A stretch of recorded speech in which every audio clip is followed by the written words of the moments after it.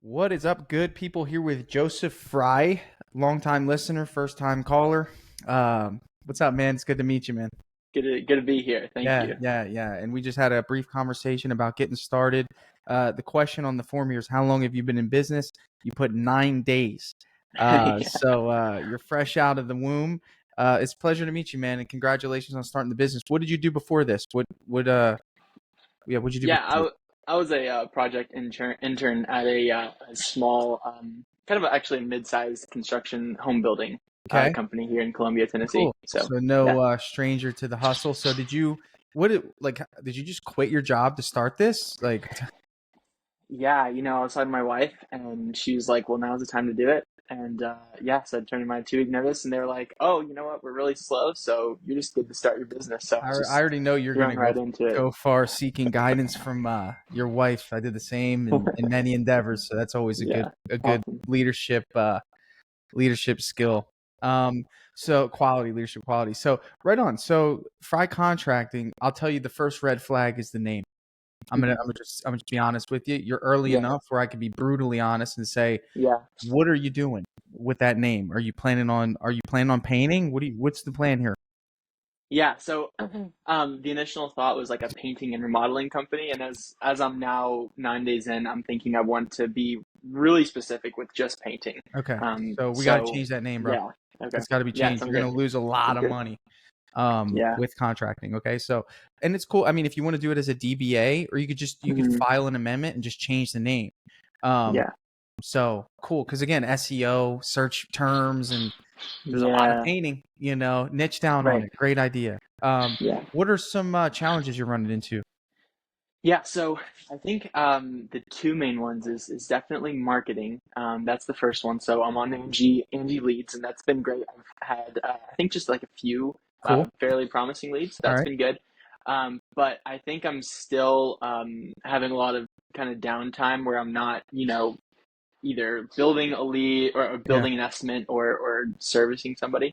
Um, so that's kind of issue number one. Issue number two is feeling like I come across a little unprofessional, not having a wrapped truck and just being really new in the business. So I'm kind of wanting to have like a small, be a small business and yet be able to be really Yeah. professional on So my customer be interface. big when you're small and small when you're big to give you some confidence here. I don't I if I do an estimate, I have a car that's not even wrapped and I still it's not the wrap doesn't matter, bro. I mean, it's the perception. We want to feel like we're professional, but I didn't have a wrap van for 5 years. So Yeah. it's an even playing field. And the cool part is with this industry is that outshine in customer communication, customer service, and like they would rather have that than see your wrap vehicle. So Yeah. uh good points there. Um, this is a new territory for you. You said you had a business though before, right? You did some landscaping, or Yeah. A mowing company. So I you need weren't that for a married couple of before years. that and had people counting on you, right? So No. so there's this feeling of urgency that's probably happening right now. It's like, dude, I'm not doing anything. Like I gotta be active. Like I know I gotta get that Yeah. pipeline. Who's doing the work? Yeah. Me and then I have like one or two guys kind of on standby to help. Okay. What's your plan with that? My plan is when I get any medium to larger jobs, just to have them on full time. So Okay. How many yeah, jobs do you have right now sold? uh, one. And when's that job scheduled? It actually just completed, so it's a gym, and I was able to do it myself. Right So on. And you have a couple Angie leads. Let's talk about lead nurturing. Have you ever done any sort of lead nurturing before in any of your other professions? what is that? So lead nurturing, the concept of it is pretty much, I want you to think of a seed in the ground, and you have to nurture a seed. You have to water it. You Hmm. got to give it a little sunlight. You got to Yeah. protect it, right? So these Yeah. leads that you're getting from Angie leads, you would think are committed individuals, right? They submitted their information, right? And I'm sure you're running Hmm. into a couple people that haven't answered the phone, Yeah. Yeah. right? So just because they didn't answer today doesn't mean they won't answer tomorrow. So when I say nurturing, I Hmm. mean today I is the see. day where Yeah. you put more water on that thing until it sprouts up out of the ground and pays you money, right? Right. Right. Right. So, Right. Yeah. so what has that been like? I know you said you got a couple leads. What has your Yeah. discipline been in following up? That's a really good question. Not good. Now that we're talking about this, I think that I actually used Drip Jobs to submit Did you connect my it to first Angie Leads? estimate. I did. Yeah. Okay, so I think I did. make sure, Yeah. because when they send it to Drip Jobs, it's going to automatically, follow up. So if you haven't done that, make sure you do that. Yeah. Okay, I will. Yeah. And then so I haven't. I guess I should check that to see if it automatically sent through or not. But I didn't follow up with that customer. And then I have a warm lead who has like messaged me but it hasn't picked up the phone or sent Okay. it. So here's the deal. You just entered into, like, I want you to picture. Did you ever see NASCAR? Yeah. Okay, so you just entered into the NASCAR arena, and you got cars Yeah. flying, bro. Flying, dude. Yeah. And you're just kind of like peeking in, and you'll be one of those cars, right? But they're already flying, and there's companies that are going to steamroll you until you decide to start jogging a little bit, and that requires you, being honest, that requires you to have a sense of urgency about everything that you do. And it could be urgent, and you have the urgency of when you're not doing anything, but maybe it's just you don't know what to do, right? Maybe it's like, man, I'm in this downtime, I don't really know what to do. First thing is, very important key takeaway for you is that the success of your business is 100% determined on how much effort you put in. And if you get a lead and you paid money for that lead and that lead didn't answer, you've got to be Joseph the salesperson and call, because what you're aiming for, the dream that you have of this business, is in the hands of the customers that hold your money. Yeah. You might think that it's bothering them, and if you feel like it's bothering them, you won't get far, because you have to be someone that bothers them. But as long as you operate with integrity, that's how we neutralize an aggressive follow-up, because you know that you have their best interest in mind, right? If you're going to do well by them, you're going to honor your word, you're going to protect their investment when you get the job, right? So if you do a mindset shift, it's like, I'm going to protect you from someone else, so I need to keep following up with you until you tell me no. I won't be disrespectful, but you submitted the request. Yeah, you should be following up multiple times a day until someone answers or tells you no. Yeah, that sounds awesome. Thank you. Yeah. Yeah. I think I lost you a little bit. Can you hear me? Yeah, I can hear you. Yeah, sorry. Right on. Yeah, so that's lead nurturing. I know that you mentioned here that you were looking to maybe get someone to help you with some marketing. Have you inquired with anyone? Have you sat with anyone? I haven't. No. Okay. Do you have the budget for it? I'd say no. Yeah. Right now, no? Yeah, no. Okay. In your mind, what is the budget for marketing that would make you feel comfortable? Well, through Angie Leads and things, I suppose like I'd be comfortable spending like a couple $100 a month for sure. Okay. Probably no more than that. So just realistically, just to give you, because I just want to make sure that you go in with the proper expectations. What you first need to identify is that, like, really what you are, like what entity, like, you want to operate as. There's a single owner operator, or there's someone that operates and manages a team. The reason you're not hiring is because you don't have leads. If you had 10 leads drop right now in your phone and you did 10 estimates, law of averages states you're going to get between 3 and 4 of those jobs. Yeah. Right. So instead of putting a dollar amount on how much you're willing to spend, the thought should be as much as possible, because it's a direct return. Right. Because again, law of averages states that if you suck at selling, you'll get a 20% closing rate, which I doubt you'll get. You'll probably get way more than that, but you're just not talking to enough people who want the service that you provide. Yeah, for sure. So it's going to require an investment. Most businesses require a big down payment or an investment to get started. From my understanding, you probably haven't had to spend much. No. Yeah. When do you think the qualification process is? In other words, I'm saying, brother, you got to dig deep and get that money out somewhere, whether it's a credit card or something, to get into the game. Right. So here's the deal. $1,000 should be the mindset. If I had to give you a number, $1,000 is where I'd feel comfortable. Yeah. You won't be able to afford a marketer if that's your budget. A marketer is going to be in that $2,000 to $3,000 range, but I don't think you need that. I think what you're doing with Angie right now is fine. Yeah. So how many leads did you get off of Angie so far? 4 4 You got leads. 4. And did you sell one of those jobs? No, I got this first job through word of mouth. Okay. So we have 4 leads. And out of those 4 leads, how many have answered the phone, or how many did you book an estimate for? Just one. Yes. The other 3, 2 of them did not reply, and then one of them was just not a real lead. So. Okay. So did you sell the job for the one, or did you just quote the job? I Oh, you quoted said you just quoted it. How much Yeah. did you quote it for? Uh, Okay. And what was the job? The job was 2 pretty decent sized rooms, Okay. like 12 by 12s and then 12 feet Okay. high. And Got it. And okay. So Monday, do you have any work? no, Okay. Would it be better for you to have work than not have work? definitely. Okay. So the mindset needs to be, my first responsibility is to make sure that I'm working. Right. Gotcha. My second responsibility at that, Priority is to have work. right. My And second responsibility is make sure my team has work, and then you'll get to that level, right? My third responsibility is to make money, right? Yeah. So essentially, couldn't you do that job for $1,000? yeah, definitely. You could. Sure. Yeah. Right? Yeah. Okay. So don't you think she'd be happy if you called her and said, hey, listen, we have an opening. I'll do the job for $1,000. Why does that hurt? That feels a little unprofessional to me. And maybe it's not, but here's the deal. You're a startup. You need practice. Yeah. You're using her house as a training site. Yeah. You see, it's a mindset shift. It feels unprofessional. Why? Because there's an ego attached to making money. But what would you rather do? Sit on the sofa? If you don't fix that now, when you get employees, you're going to be too worried about you making money instead of making sure they have hours. I see. Yeah. Right? Yeah. So the mindset is first, let me stack the deck. If you have a full schedule, do you realize that you're going to operate with much more confidence? Yeah, that's so true. Yeah.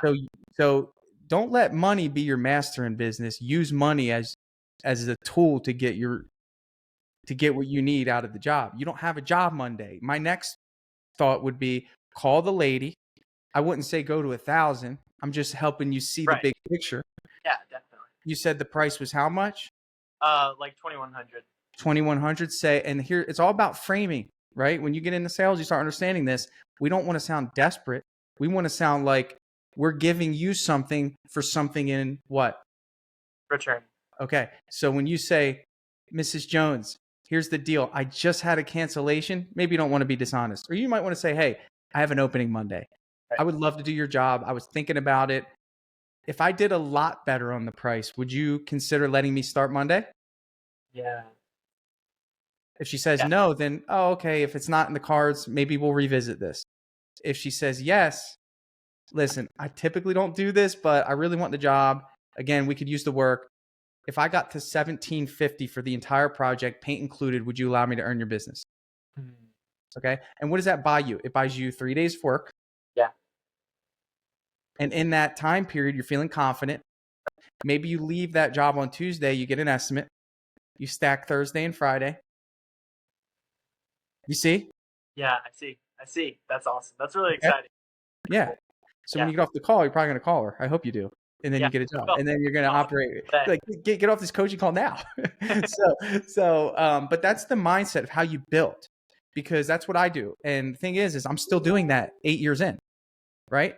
But now I'm doing it for other people. Right. And I do it for each crew. If I know crew C has no work, guess what I'm doing? Calling the customer. Hey, crew C has no work. We could really use your job. I would love to work with you. Are you open to, and then I go in with value, right? Supply and demand. Now, if you have a month's worth of work, are you going to do that? No. Yes, because you need to get out of the job. So then you do it with the mindset of you need to get team members enough work to feel confident to hire a crew. Because here's the deal. You might have in that month 4 jobs, let's say 1 job a week. If you put 3 painters on those jobs, how much work do you have? Maybe a week and a half, 2 weeks worth of work. The jobs get done sooner. Yeah. So learning how to balance that is going to be a big skill set for you. I love that you're painting now because you're learning the timing. Yeah, for sure. But you need to be painting with the mindset of how can I get enough jobs to confidently have someone come in and replace me. Right. Right. Right. And it might not be immediate. You might work along someone like I did for the Yeah. first 6 months of my business. It was me and Yeah. 2 others, and we painted and I learned the flow. I got to see if he could communicate with people. And there was times where I said, hey, you guys take care of this. I'm going to go do some estimates. You guys got it. Give me a run through at the end of the day. Awesome. You know? Super cool. Super cool. And I can totally see how a good software would be instrumental in, building a team from the ground up like that. Yeah, dude. Yeah. I mean, the software is the business nowadays. It's the communication center. So what other questions do you have? Let me think. That's super, super great. Really actionable advice. Really appreciate that. Sure. That's what you came for. Yeah, for sure. I guess one other thing is a good estimating tool in terms of timing for jobs and things like that. Do you have any recommendations in terms of like how to being out of my depth when I look at a huge room, I'm like, man, I can measure it and get those calculations. But in terms of like just big estimates, do you have any recommendations there? Well, the standard of estimating is production rate estimating, right? Like when you go and get an oil change somewhere, they have allotted amounts of time of how long an oil change takes and how long brake pads take to change and how long the tire takes to get rotated, right? So like the essence of production rates is to identify what you're doing, how much of it you're doing, and how long that takes, right? And when you scale that to a bigger job, it should scale accordingly. Bigger the job, the more time it takes. You're estimating with production rates right now, you're just winging it. You're just saying, well, I think this is going to take me 3 days. So first thing you need to do before you do production rates, which is a drip jobs feature, if you just add it, you can use it. But that might be a little advanced for you. I think the first step is how much does it cost in materials? How long does it take? You have to allocate an hourly wage to you. How much are you paying yourself per hour? Right? So if you hire Joseph Fry tomorrow, how much would you pay him to do what you do on the job only? How much would you pay him? $30 an hour. $30, right? So when you price your job out and you say it's a 3-day job, you should be thinking $30 times 8 hours per day times 3. 8 times 3, 24, 240 times 3, 480, 720, right? Right, 720. So $720. That's my labor for the job to make sure that Joseph gets his. How much paint? 3-day job, maybe let's say 10 gallons of paint to make it easy. $300. So now your total cost for this project, Joseph, is $1,020, or just say $1,000, right? Now what does the business make? Because there's 3 entities here. We have the business, we have our labor, and our material. So how much does the business make? You tell me. 50%. Really? Does it have to? No. Doesn't have to. We learned that earlier, right? Right. We got to make sure Joseph gets his, right? This is how you facilitate, right? So it can, that's best case scenario, but I wouldn't care about that if I were you. This first year for you, or maybe 6 months, should just be focused on getting to one crew of 3 painters if you want to go the employee route. Yeah. Are you an employee type guy, or do you think you're going to go subs? You're a culture guy. Yeah, definitely.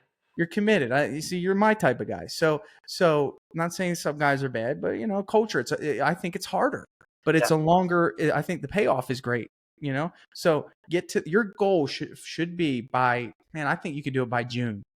I think you could do it by June, is getting 3 people on the job, and the only thing you do every day is network and estimate and project manage. Yeah, that's my goal. That's definitely my goal. Good. So when you price out your jobs, it's how much do I pay the crew? How long is it going to take? You're going to eyeball it for now, right? Because I don't want you to get too caught up in the price. Just get caught up in selling the job. And I have a calculator that does this. It's free. It's sellpaintjobs.com, and you can download the calculator. Okay. And it allows you to put in the costs, and it just spits out a price based on the margin you want to make. So just so you know, you can have a thriving business, because guess what? How much overhead do you have? 0. Do you know how many businesses wish that were the case? You can have a thriving business at a 30% profit margin. Mm-hmm. Let's talk about your job that you quoted, just to narrow it down even further. You have a $2,200 job. You're paying Joseph, our guy, $720. Yep. How much is paint going to be on that job? $380. $1,000, right? For the total of the project on average. Yep. It's just ballparking, right? Right. How much did I tell you to sell the job for? 1,000 or yeah. 1,000. And how much did Joseph make?